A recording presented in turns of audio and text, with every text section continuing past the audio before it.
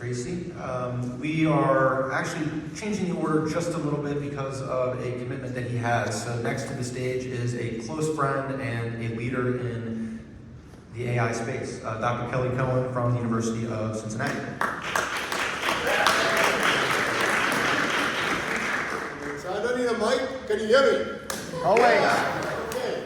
So I'll be going over a few use cases where things have gone sideways using AI recently. But importantly, I'll try to address what can be done. We know there are issues. We know nothing is perfect, but there's a huge amount of potential here. Okay? So, yeah. I'm from the University of Cincinnati. I've been working in AI now for a period of 30 years. And I'm also the president-elect. In May, I'll be president of the North American Fuzzy Information Processing Society. The work there is explainable AI, trustworthy AI. That's our emphasis. So AI, the good, the bad, and the ugly. Yesterday I gave an hour-long keynote talk about it. There is a lot of good. And we are aware of that. From healthcare, having to deal with transportation, looking at a wide range of other applications, finance, disaster management, you name it, okay? The bad and the ugly is more to do with the rush to market, having to put people in harm's way. And I think those risks can be addressed. The trajectory is good, just people are using it irresponsibly. And that is to be called out, and as an academic, we need to learn on how to address that. It's doable. We just need to be more aware. Okay, some of the AI is brittle. Some of that AI brittle is hurting people in cars. So we need to understand the differentiation between brittle AI and AI which is not brittle. Some of that AI which is brittle is okay to use in certain applications as a hot start. You need to validate. Okay? So the greed, brittle, opaqueness, these are issues. A glass which is completely shattered cannot hold water. Hallucinations with ChatGPT create errors, and that hallucination rate can be rather high. If you look at the amount of people using ChatGPT, now what does that lead to? That leads to hallucinations, brittleness, immature technology, and then there is this sense of urgency, greed, and return of investment. So we couple that with a disregard for ethical and responsible behavior, you can have a recipe for disaster. Okay? Now I'll give you some examples of what can be done. So Professor Turley, he came up on a list where he was accused of being a sexual predator, something that can ruin the reputation of a person. Claimed that he had sexually molested a girl, a student, during a trip to Alaska. He never worked in that school, he never went to Alaska. And the report, which is, oh, you're here, the source is Washington Post, must be okay. There was no such report in the Washington Post. The Washington Post, by the way, does exist, but there was no such article. Now, you ask yourself, you know, what can you do? This is a risk of the use. So it is, Eric mentioned, right, that AI can help you go forward, do better, give you an edge in competition, but it can always also create a huge branding issue, make you very liable, and cause problems if you use it irresponsibly. So what would you do in such a case? You have to validate. You got to make sure. If you're using something, can I find that Washington Post article? Can I look at it and then compare? Does it exist? So here we're talking about not something which is impossible. Go to the database, extract the article, and make sure that exists. US judge in Manhattan fined a Manhattan law company for fictitiously presenting a case with 6 precedents in an aviation problem that does not exist. Now, you can use ChatGPT to find pins in a haystack. Be aware some of those pins are fictitious, but at least you have a hot start now. And of the, say, 15 use cases that you found out, 6 may be fictitious, but if I can validate that, why? Because a legal case is stored somewhere. You go to the database, you check, okay, which of these are valid or not. And so we're talking about creating that validation component. Now, if I was a company, a law company, after this, I say, look, I lost the case, I've been shamed, I've been asked to pay a fine. Who would want to work with me now? Because these guys, they're useless. This is amateur. This is not what you'd expect when you hire a lawyer, right? To lose a case and to be shamed like that? Nobody wants to be associated with that. But if the law company says, well, I'm using ChatGPT, but I can guarantee you, if I mess up, you can sue me in court. I'm taking that responsibility, but it's going to cost you much more.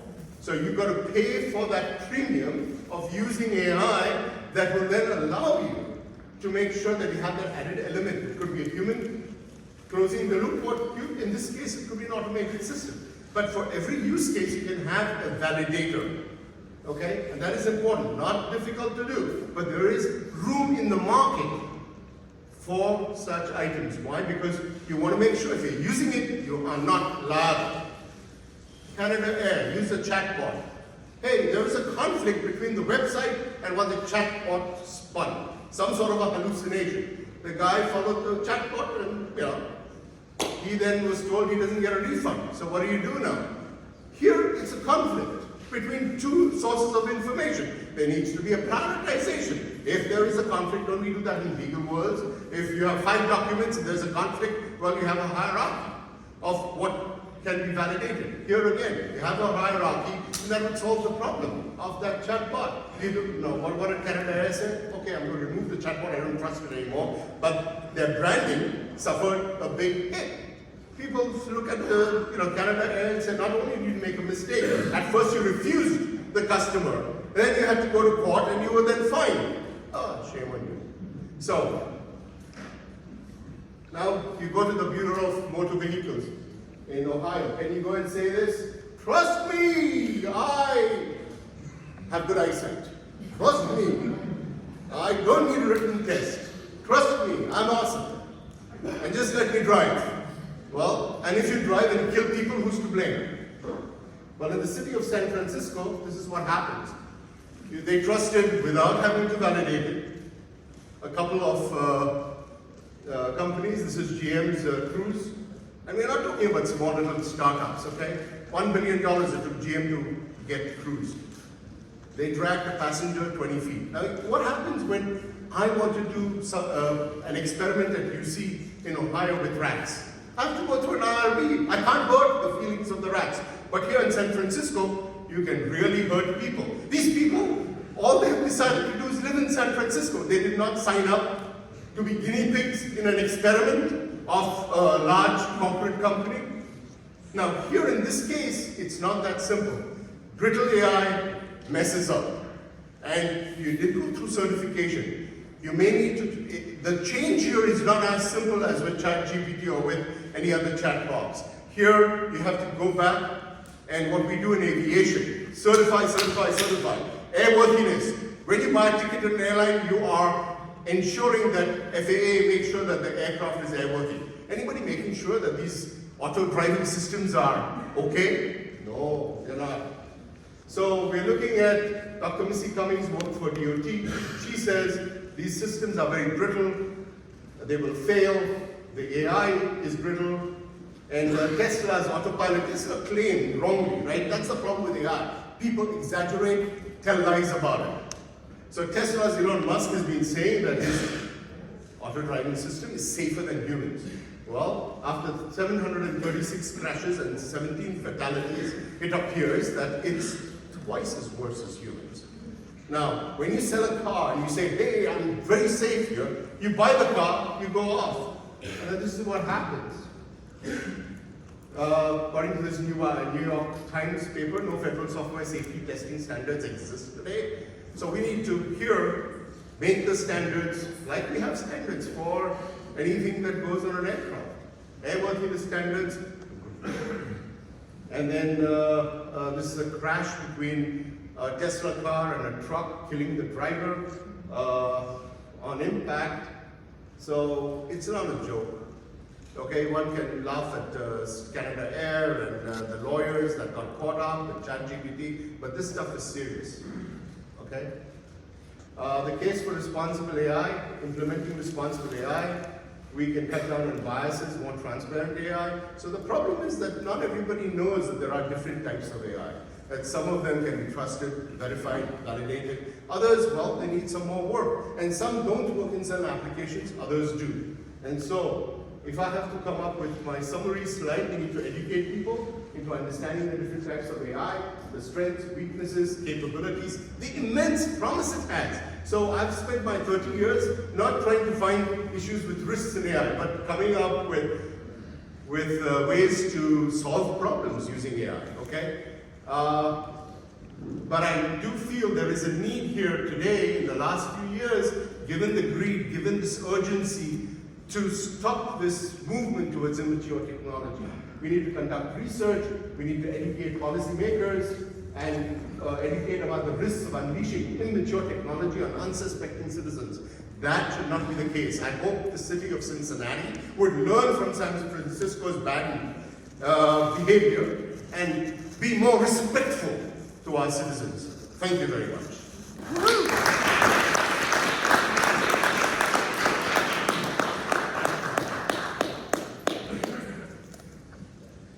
Unfortunately, Kelly has to go give a presentation, so thank you again, Dr. Cohen, for joining us, and we're excited and eager to continue collaborating with you in your lab. Next is our last formal presentation of the day. Kevin Brimberry from IDC has agreed to share some insights and information with us, so please welcome Kevin to the stage. And as just a quick note while he's getting plugged in, following Kevin's presentation, we will have a little bit of time for Q&A, and then we'll be talking a little bit about how we are rolling out the Enterprise Technology Accelerator program before we wrap up here today. Thank you, Kevin.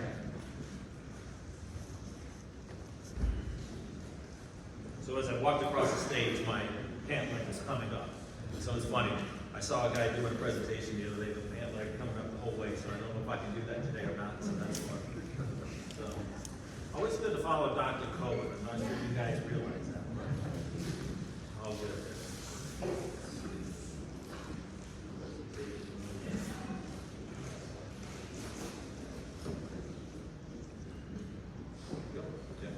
So how many of you guys are familiar with IDC, by the way? So everybody is good, so we'll bypass the, here's IDC today. So the good news is that I have a presentation I've kind of mocked up a little today from one of our analysts. So this is actually the first of 3, understanding GenAI use cases, and I've got to do this in about 8 minutes, I think. So, but the good news is that Eric and I, or nobody else on the panel today, shared their slides together. So I think there's a great theme. So a lot of times IDC, people come to IDC to validate what they're doing out there in the marketplace and around technology, emerging technology, Nexigen as well. The good news is that John's going to be talking to one of our analysts. We're going to kind of promote him out there as well soon. So that's the good news. We've done that before in the past with John and some technology he's had.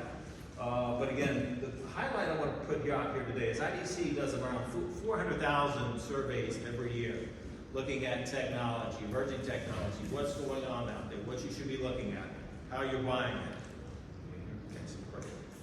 Thought I'm talking about enough today so we can get that done. So anyway, so I think that's the big thing as well. So I just wanted to highlight that. Eric also threw out a slide here as well. We go back to the internet. You know, we're going back to the internet. This one's a little different, but it tells the same story. We're looking at use cases, mobility, cloud, social, APIs, LLMs, now GenAI. And IDC has stuck a stake in the ground saying, oh, by the way, we're going to push all of our research out there today around GenAI and what you should be looking at, because we think that is the best thing out there since the computer. Our CEO's talking about it. It's going to happen. These are slides that actually are backed by good research. So I just want to, we are sticking the slide out there today and going for it. I'm going to throw some numbers your way as well today. I'm not going to bore you with a lot of these, but this is some recent survey information that we had. I look at the bottom number. I think one of the gentlemen in the back earlier was like, well, what do we do? How do we do it? 19% of the respondents weren't doing anything yet. To John's point, you don't want to be a laggard out there. You want to make sure that you're looking at it responsibly, as Dr. Cohen said, but at the end of the day, where are you looking to do this today? So I'll kind of pause on that to let you look at that. So, and I've got another slide following this that will kind of validate what we're seeing. What is GenAI spend going to be in 2024? Over $40 billion. That's a big number. And by the way, I can give you these slides later. I can offer this presentation up as well.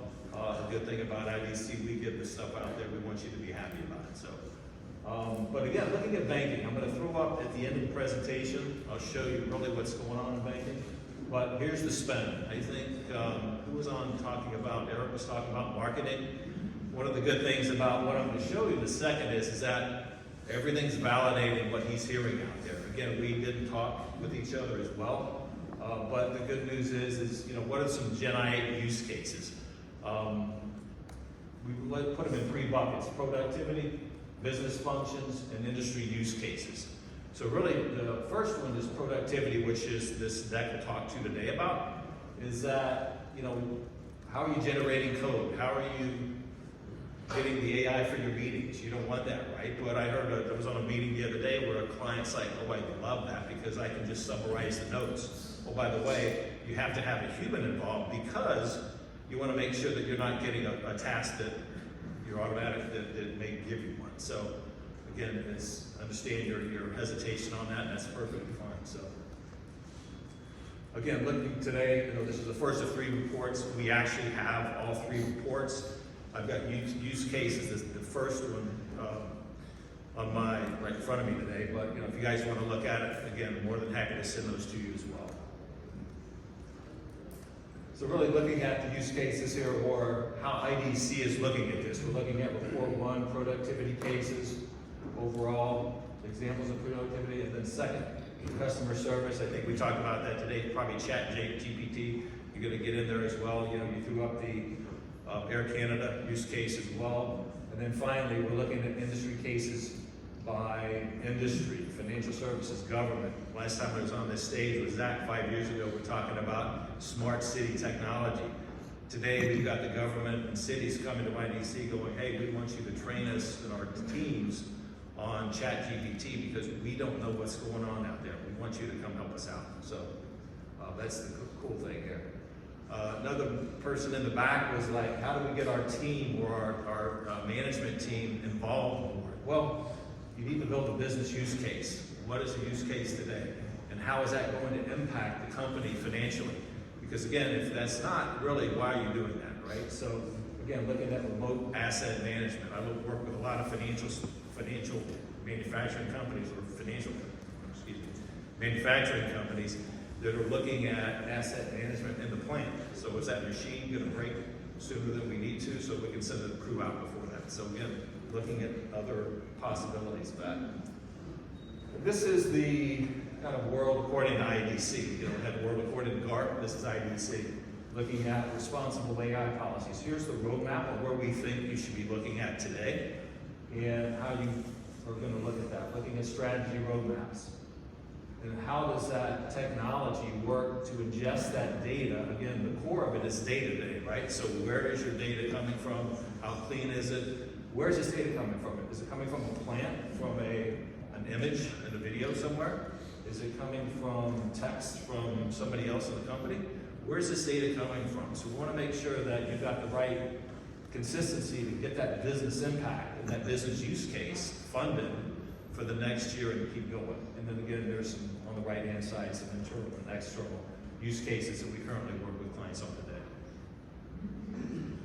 today. And this is our horizon. I think Eric pulled something up as well, right? So we look at it as year 1, 2, year 3.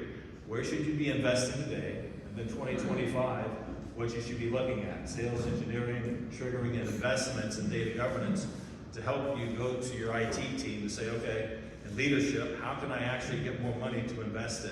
How is that growing the business? Because again, IT has to become, you have a seat at the table already due to COVID, but how can you expand that further? So speaking of COVID, if I were to flip this around, in 2019, the third tier had digital transformation. We all know what happened, right? that got flipped on its head. So today, we're still looking at it. We think that this is a good model to look at because we don't anticipate a big disruption at this time. And then here's to kind of summarize a couple of use cases as well. We have the online summary reporting at the top. Again, these are the top 3 or 4 that companies are looking at today. And we've got hard facts behind these to kind of help you out with that. And then we've got I think he also brought up some technology. So we've got other technologies that are kind of, you should be looking at as well to kind of help you with that. Does that make sense? That's nodding, that's a good thing. And here's one more that I think kind of highlights this as well. How do you prioritize your use case ideas today? Where's the funding going to come from? What's the high risk and what's the low risk of that? Where is the quick wins you can make, again, to keep that funding coming from the business itself? So, and essential guidance, prioritize, experiment. You got to keep experimenting. You're going to fail. And that's fine because, again, you want to fail fast, right? So you want to make sure that you're not losing a lot of money out there doing that. But at the end of the day, it's going to happen. No business is going to do that 100% of the time. And then one more thing. I think if I look at the 40 billion on the first slide, I left this one towards the end. But if you look at GenAI spend to 2027, it's going to be about 151 billion. So again, these are big numbers, but where is the money coming from, or actually being funneled into? Banking. If you have a banking client, you want to kind of go talk to these folks today because they have the money to spend, and you're getting emails. Think about Capital One and Discover, so just merging. So that is going to be a behemoth. Actually, Discover's one of my clients, so it's going to be fun at that. So, but at the end of the day, retail, I think Eric brought up retail as well. So again, we are in sync with what you guys are hearing and what we're hearing as well. Again, our analysts are talking to these companies daily. They're going to conferences again. So it's a matter of how can we help you get better at learning how to get GenAI cases ramped up, and then help you look at the right technology and making sure that you're buying the right technology for the right price as well. So I think at that point, we are at conclusion. One more thing. If you guys want to look at that, so I can send you this, but IDC has stood up a GenAI website. I was talking to Tracy about this. We have free data and information. We have ebooks. We have blogs that you can pull down and kind of look at. Here's where you need to be looking at today. If you're a CIO out there, if you're an IT executive, you're actually doing the work, great blogs to look at. So from that standpoint, speed dating is done.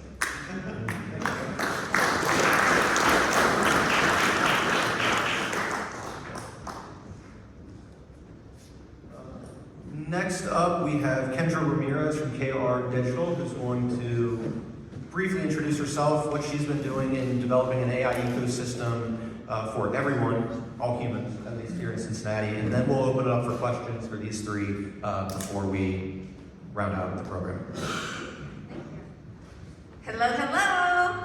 I'm so excited to be with you guys. So Cincy AI, our next meetup is March 5th. It is almost sold out, and when we say sell out, it sells out. It is a monthly meetup for Cincy AI humans to be able to get together and share collective knowledge. What we do are these quick bite rounds, which are lightning rounds, and people stand up in less than 3 minutes, no presentation, share a tip, a tool, or ask the community something, a question or something they need help with. Half of the room are AI builders, and half of the room are people just like yourself in figuring out how does AI apply to their business. It's totally free to attend. We do these on a monthly basis at the UC Digital Futures Building. On March 5th is our next one, which is 3 to 5 at the UC Digital Futures Building. So if you have any questions about that, let me know. Thank you.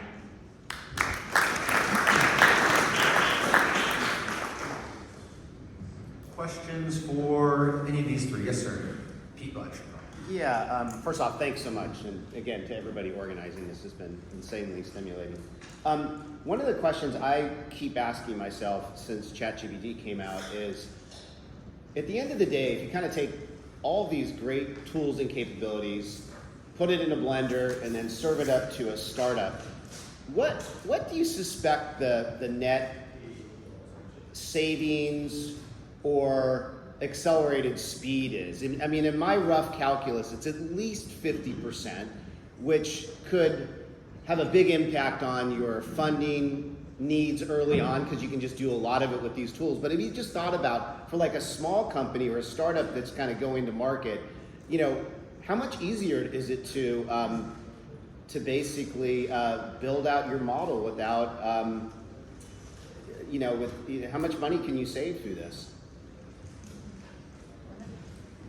I love this question, and so what's the beauty of being able to work with so many organizations over the last couple of years? And just real quick, easy use case for small business. One organization I worked with, it was their project management team, we only implemented 2 tools, and we're able to save 1,400 hours for them implementing 2 tools. These were off-the-shelf tools. We did a working session in the morning, we implemented the tools that afternoon. What were they? I mean, were they like? So one was meeting notes. Okay. Because project management data was in there. Every single meeting that they had, they always had to, after the notes, do the write up the notes, send the notes out, figure out the next steps. And so that was a big one. And then the other one was Tango. Tango is one of my favorite tools. It's tango.us.